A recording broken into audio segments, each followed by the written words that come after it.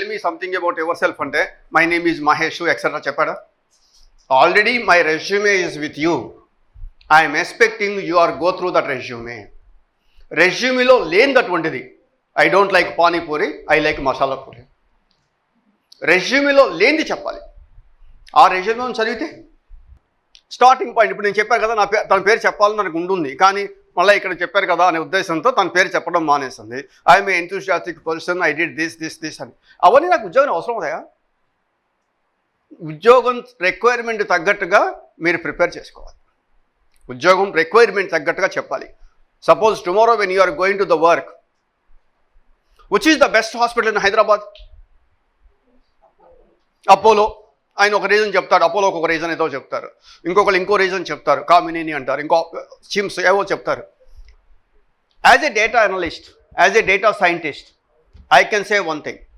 Which hospital has minimum average bed time of a patient, then I am going to consider that is the best hospital.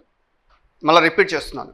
Which hospital has minimum average bed time of a patient, then I am going to consider that is the best hospital. Ante kada? Which college is good, which college has 100% placement, then I can consider that is a good college. అంతే కదా. ఇందా sir చెప్తున్నారు, అదే గ్వాలియర్లో ఎక్కడో ఐఐటీకి వెళ్ళాము, ఎన్ఐటీకి వెళ్ళాము, అక్కడ 1.9 package వచ్చింది అని చెప్తున్నారు. మరి అదే 1.9 ప్యాకేజ్ గుంటూరులో ఎందుకు రావట్లేదు? ప్రాబ్లం ఎక్కడ ఉంది అంటే మీ ఆలోచన పరిధిలో ప్రాబ్లం ఉంది. బాగా గుర్తుపెట్టుకోండి, మీ ఆలోచన పరిధి, మీ ఆలోచన మారాలి. ఫస్ట్ ఆఫ్ ఆల్ ఇందాక మీకు చెప్పాను నేను, select right guru first. If you are at right guru, you never did anything wrong. If you are not at right guru, whatever you are doing is wrong. మేము పిలిచినటువంటి వాళ్ళందరినీ రైట్ పీపుల్ని పిలిచాం, ఎందుకంటే మీకు కొంచెం ఎడ్యుకేట్ చేయాలి అనే ఉద్దేశంతో.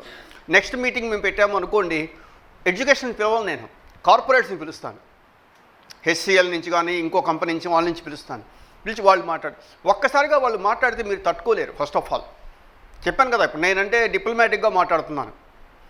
ఇప్పుడు చూసారు కదా మీరు, నా దగ్గర రెజ్యూమ్ బాక్స్ వస్తారు, 2000 ఎప్పుడైపోయింది బీటెక్ అంటారు, 2020లో అయిపోయింది అంటాం. 20లో అయిపోయిందా? 24 కదా, 4 ఇయర్స్ ఏం చేస్తావు అంటాం.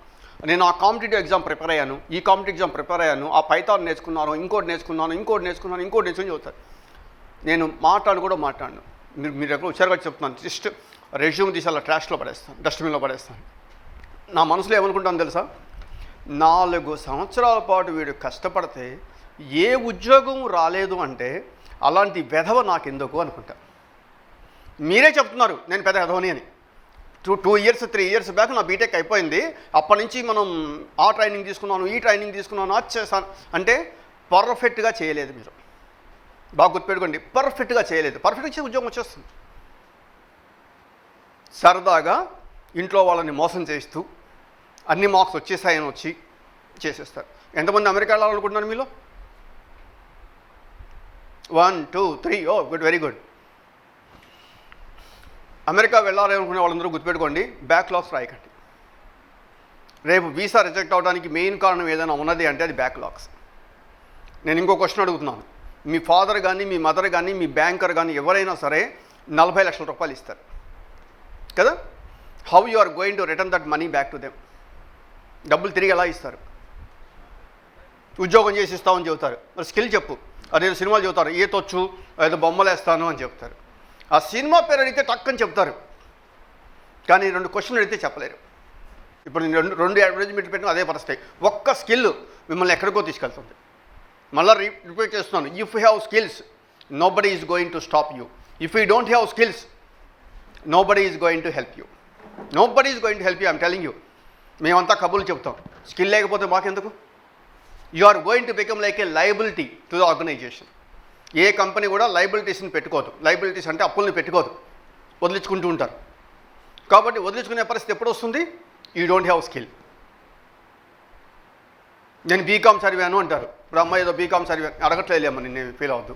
అడిగాను అనుకోండి, బీకామ్లో మన కామర్స్లో ఒక 3 ప్రిన్సిపల్స్ ఉంటాయి. Debit comes in, credit goes out. ఇంకా 2 ఉన్నాయి కదా, ఆ 2 చెప్పు. అవి మా గోల్డెన్ రూల్సే. నేను ఒకటి చెప్పేసి ఆల్రెడీ, ఇంకా 2 రూల్స్ ఉన్నాయి. Debit comes in, credit goes out అని చెప్పాను కదా. ఇంకా 2 రూల్స్ ఉన్నాయి. నువ్వు ఇంటర్మీడియట్ సిఈసి చదువుకుంటావు, తర్వాత బీకామ్ 3 సంవత్సరాలు, అవి 5 సంవత్సరాలు కామర్స్ చదివావు కదా. నేను బ్యాలెన్స్ షీట్ అడగలేదు. జనరల్ లెడ్జర్ దగ్గర నుంచి ట్రయల్ బ్యాలెన్స్ రాస్తాం, ట్రయల్ బ్యాలెన్స్ నుంచి profit loss account, profit loss account, balance sheet. నేను కామర్స్ వాడిని కాదు, ముందే చెప్తున్నాను. నేను నా జీవితంలో నేను కామర్స్ చదవలేదు. మరి ఎలా వస్తాయి ఉద్యోగాలు? మీరు ఇంట్లో నుంచి బయలుదేరారు, ఇక్కడికి వచ్చారు, హాఫ్ అన్ అవర్ 15 నిమిషాలు ఎంతో కొంత జర్నీ ఉంది. మీ మదర్ అడుగుతారు ఎక్కడికి వెళ్తున్నారు అంటే, చాణికాకి వెళ్తున్నాము, ఫ్రీ ఫుడ్ పెడుతున్నారు కదా అక్కడ అని వెళ్తాము. That's what exactly. భారతదేశంలో దురదృష్టకర విషయం ఏదైనా ఉన్నది అంటే అంటే మాకు 10 మంది పెట్టారు, మాకు M1 పేపర్ ఉందండి, M2 పేపర్ ఉంది అని చెప్పేసి. నేను ఎప్పుడో టీచ్ చేశాను లాంగ్ టైం బ్యాక్, ఇప్పుడు నేను చేయట్లేదు. అందుకని నేను మా ఫ్రెండ్ని అడిగాను, పరిస్థితి ఏంటి అంటే, he's the person, he's coming and he's giving the answers for this.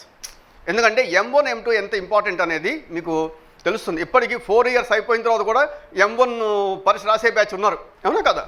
మీకు తెలుసు అవన్నీ కూడా.